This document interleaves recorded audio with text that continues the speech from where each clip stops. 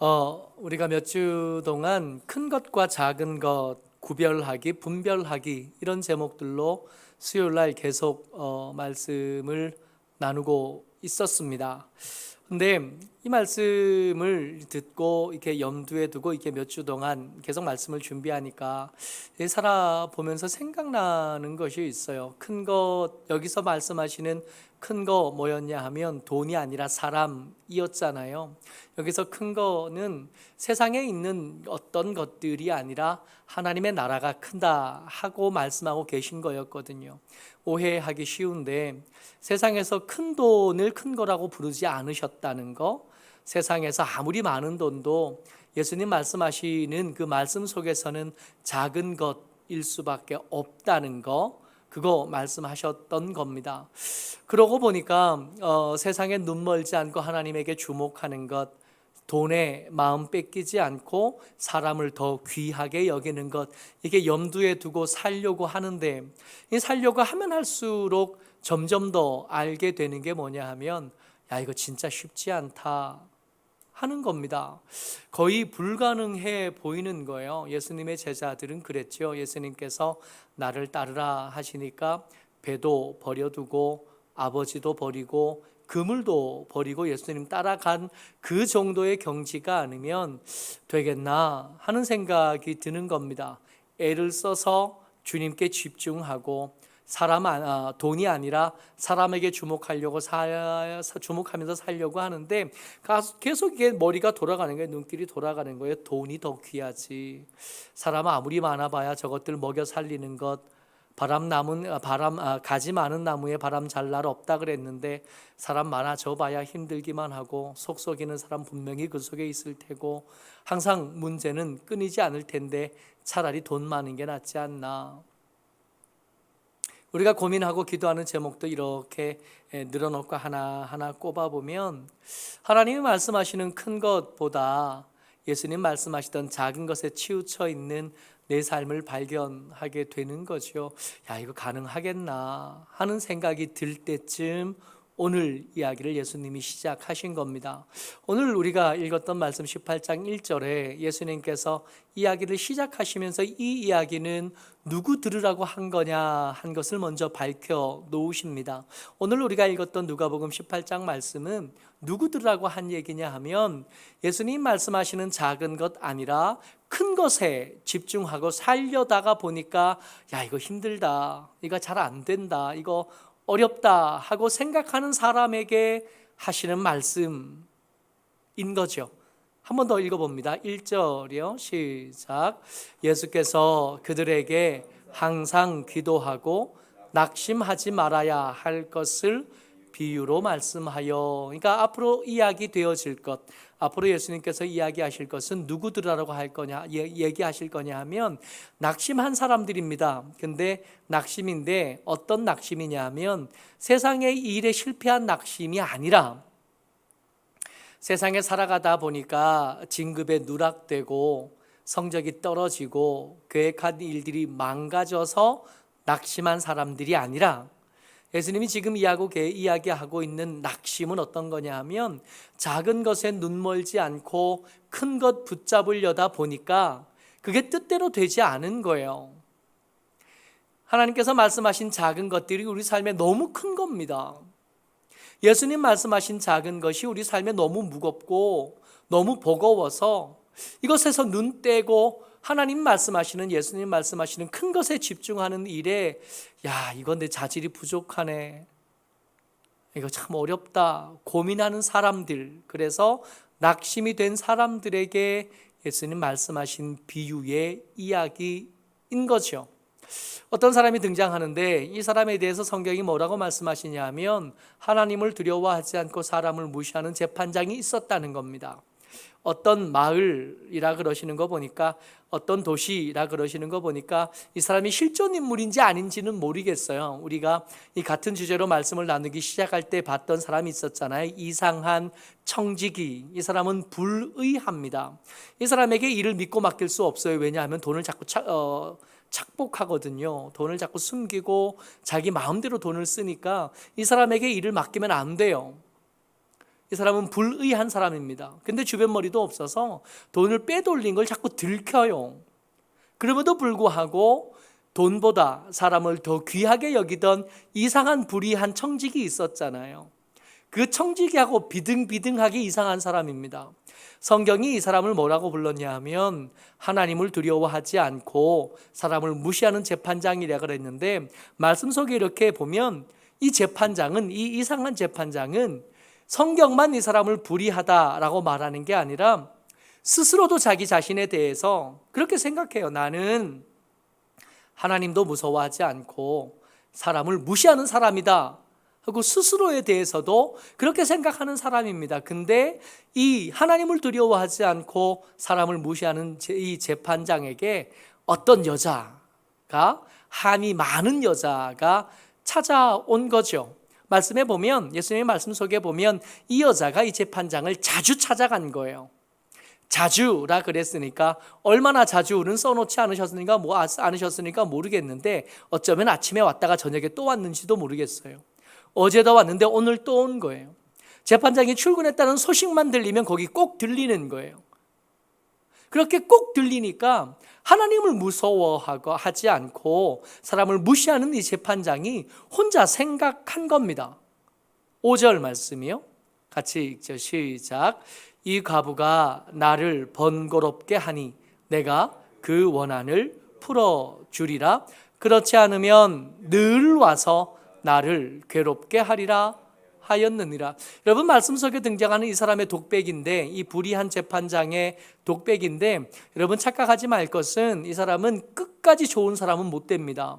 끝까지 정의로운 사람 아니고 끝까지 그에게 하나님께서 맡기신 직분에 합당한 사람은 아닙니다. 근데 왜 이 여자, 이 과부의 원한을 들어주기로 결정했냐 하면 늘 와서 괴롭게 할까 봐. 이 말씀에 대한 오해가 있어요. 쉽게 하는 오해가, 그러면 기도의 응답을 받으려면 어떻게 하면 된다고요? 늘 와서 번거롭게 하면 되는 거 아닌가? 예수님 말씀 속에 이 기도, 이 본문을 이렇게 뚝 떼어 넣어서 오면 이 말씀이 어떻게 들리냐 하면 늘 와서 번거롭게 하면, 자주 와서 기도하면, 그러면 불의한 재판장이라도 그 원한을 풀어준다는 거예요. 불의한 재판장도 풀어주는 원한을 아버지 하나님께서 그냥 두시겠나 하는 게 이 말씀에 대한 대표적인 오해라고요. 18장 7절을 이 오해와 연결해서 읽어보면 이 오해가 얼마나 쉽게 일어나는지를 알 수 있습니다. 7절 말씀 같이 읽어보죠. 시작. 하물며 하나님께서 그 밤낮 부르짖는 택하신 자들의 원한을 풀어주지 아니하시겠느냐? 그들에게 오래 참으시겠느냐? 오해하기 시작하면 끝도 없는데, 이 말씀을 향한 오해가 어떻다고요? 늘 와서 번거롭게 하면 재판장도 들어준 것처럼 아버지도 들어주실 거다. 근데 여러분, 이 말씀은 사실은 그런 말씀이 아니에요. 그 뒤에 말씀, 8절의 말씀과 연결해서 보면 뭔가 앞뒤가 좀 잘못되어 있다는 걸 눈치챌 수 있습니다. 8절 말씀 읽어보죠. 시작. 내가 너희에게 이르노니 속히 그 원한을 풀어주시리라.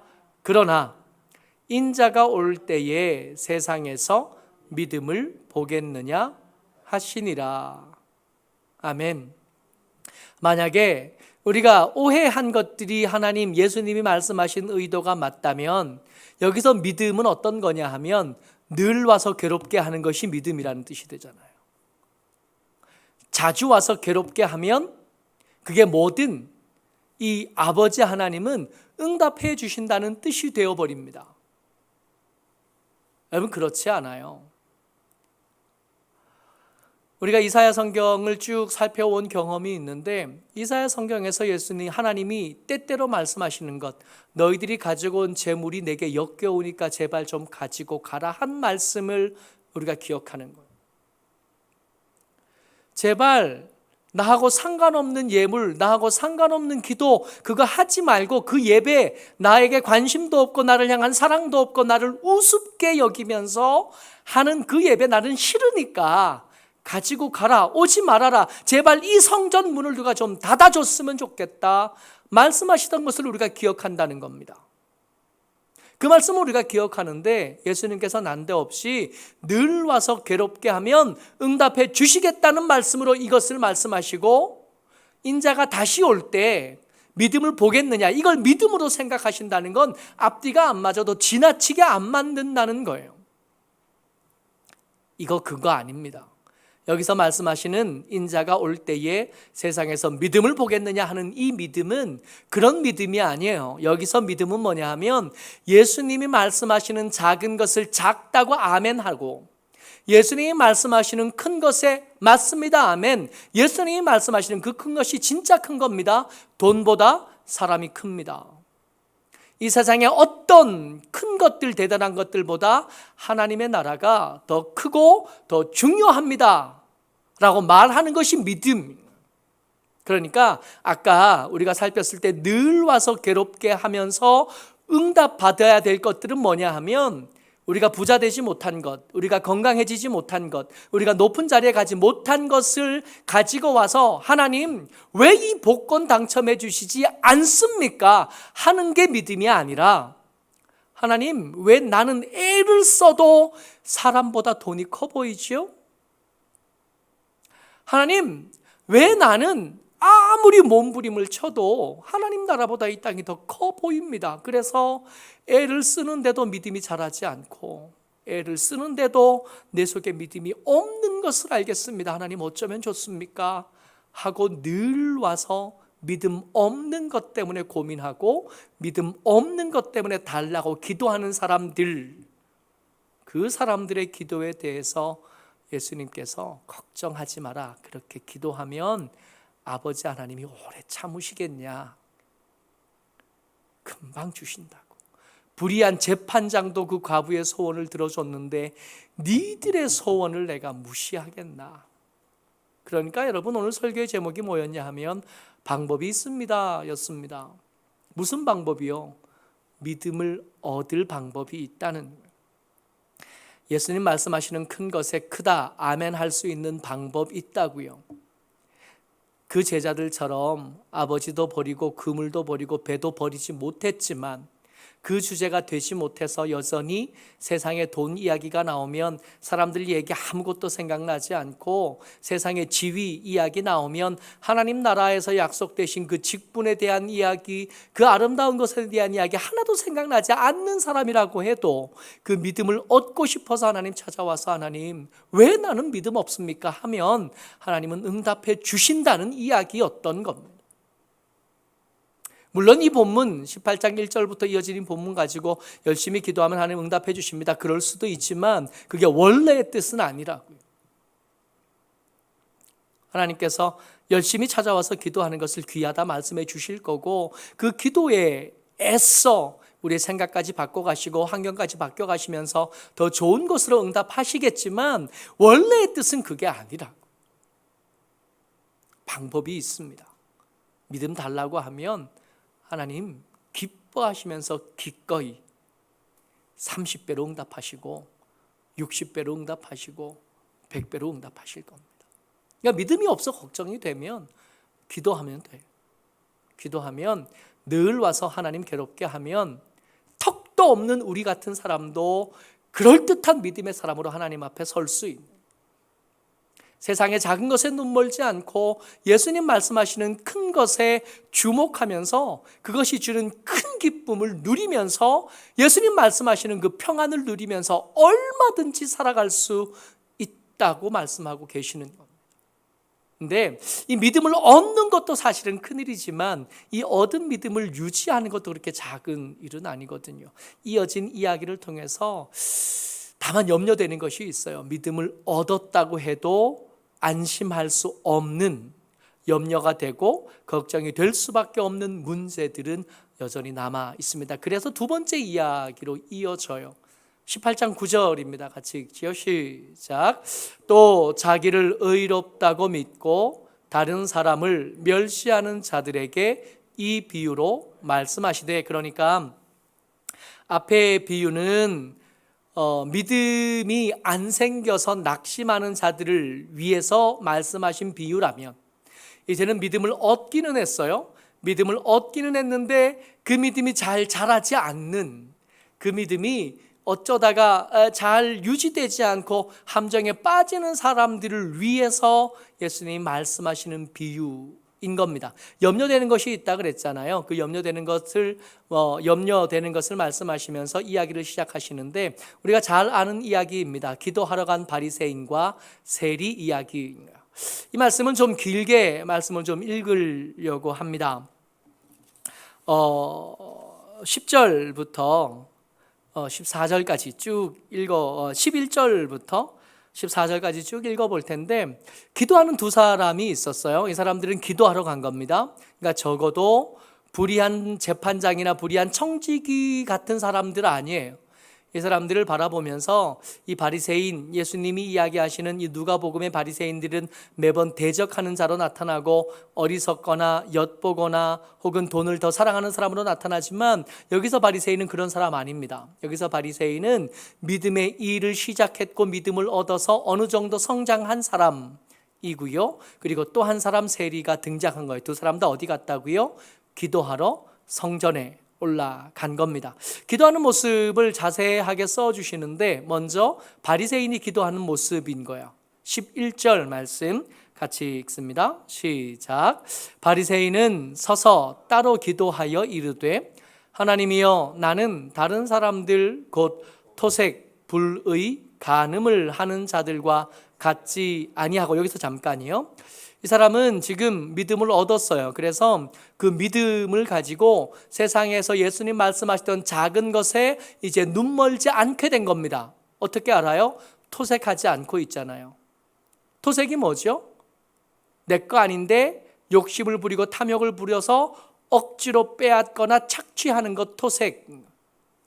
불의, 의롭지 않은 것을 거절했다는 것. 예수님 말씀하시고 하나님 말씀하신 것에 대해서 믿음으로 반응해서 간음하지 않았다는 겁니다. 속여 빼앗지 않았고요. 불의한 것에 가담하지 않았고요. 간음하는 일에 동참하지 않았습니다. 여러분, 믿음의 열매들이 이 사람의 삶에 꽤 여러 가지 것들이 맺혀 있는 겁니다. 그리고 이 바리새인의 눈이 옆에 같이 해필 기도할 때 같은 시간에 기도하러 온 세리를 본 거죠. 계속이요. 시작. 이 세리와도 같지 아니함을 감사하나이다. 12절에 나는 일회에 2번씩 금식하고 또 소득의 11조를 드리나이다 하고, 이 사람의 믿음이 어느 정도까지 왔냐 하면, 토색하지 않고 불의하지 않고 간음하지 않고 일회에 2번씩 금식하고 하나님께서 정하신 의무보다 더 많이 한 겁니다. 경건하기 위해서, 거룩하기 위해서 몸부림치는 사람이었습니다. 하나님께서 내게 주신 소득의 열의 하나를 하나님께 드리면서, 하나님, 내게 있는 모든 것들은 하나님의 것입니다 라고 믿음으로 고백할 수 있는 사람이었다는 거예요. 훌륭하지 않아요? 저보다는 훨씬 나은 사람입니다. 우리보다 훨씬 더 믿음의 열매가 그 삶에 더 구체적으로 있는 사람인 거예요. 이 사람이 바리새인, 그러니까 미리 선입견을 가지고 이 사람 나쁜 사람이겠거니 하고 이렇게 쳐다보면 안 돼요. 이 사람의 믿음의 모습이 굉장히 아름답고 경건하고 반듯합니다. 근데 이에 비해서 세리는 한쪽에서 기도하는데 어떻게 기도하고 있냐면 13절 말씀이요. 시작. 세리는 멀리 서서 감히 눈을 들어 하늘을 쳐다보지도 못하고 다만 가슴을 치며 이르되, 하나님이여 불쌍히 여기소서, 나는 죄인이로소이다 하였느니라. 이 사람이 어떤 삶을 살았는지는 잘 모르겠으나 이 사람이 직업이 세리인 것만 봐도 토색하지 않는 삶에서는 거리가 멀 수밖에 없습니다. 불의하지 않는 삶에서는 거리가 멀 가능성이 굉장히 많은 사람입니다. 이 사람이 11조를 드렸는지 어땠는지는 모르겠고 이 사람이 금식을 했는지 안 했는지는 모르겠으나 세리라는 직업만 봐도 이 사람은 바리새인에 비해서 부족한 사람일 수밖에 없어 보입니다. 근데 이 사람들이 기도를 다 끝내고 나서 내려갈 때 이 내려간 두 사람들의 등 뒤에서 소리가 들리는 거예요. 14절 말씀 같이 읽습니다. 시작.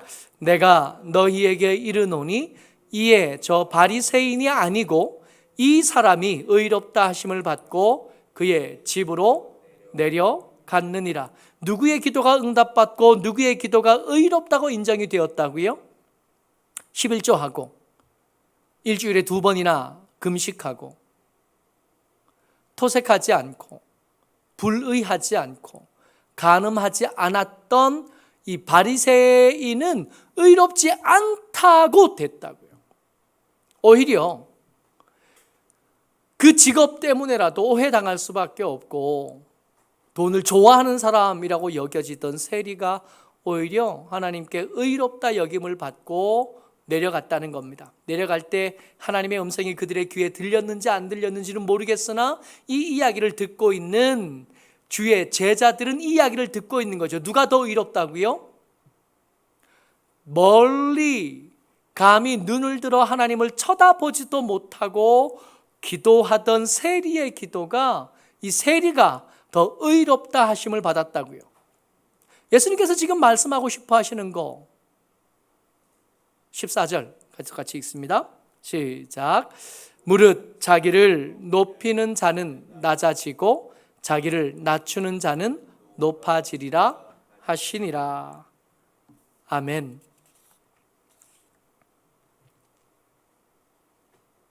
믿음은 기도하면 얼마든지 얻을 수 있다 그랬잖아요. 하나님 절대로 모른 척하지 않으실 거고 30배, 60배, 100배로 주실 겁니다. 다만 그렇게 얻은 믿음을 내 삶 속에서 계속 유지하는 방법, 계속 유지하기 위해서 기억해야 되는 게 있다고요. 뭐냐 하면 내가 얻은 이 믿음이 내가 열심히 수고해서 만들어낸 열매가 아니라는 걸 기억해야 돼.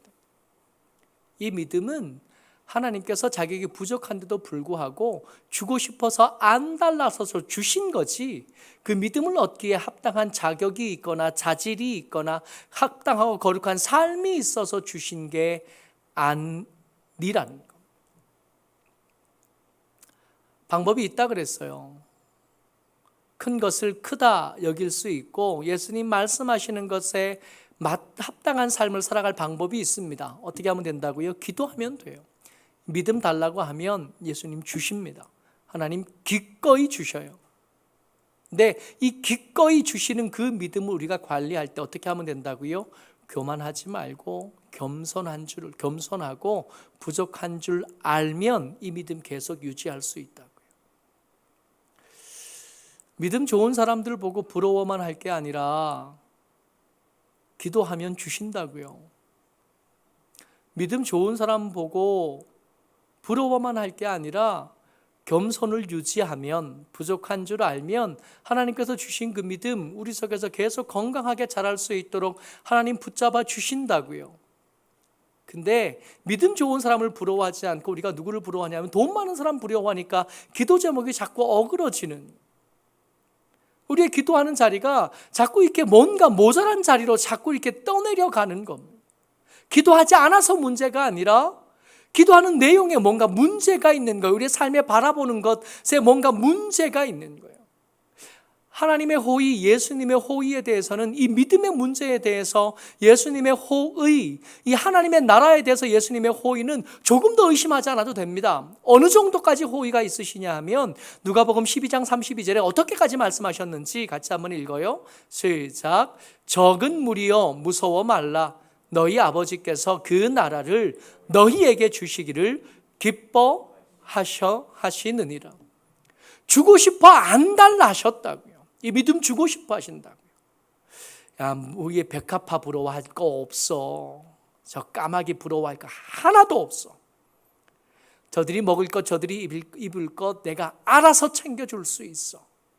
진짜 문제는 뭐냐 하면 예수님 말씀하시고 하나님 말씀하시는 큰 거를 큰 건 줄 모르고 예수님 작은 거 작다 하시는 것에 대해서 그것이 얼마나 별것 아닌 건지 몰라서 자꾸 마음이 뺏기는 게 문제라고요.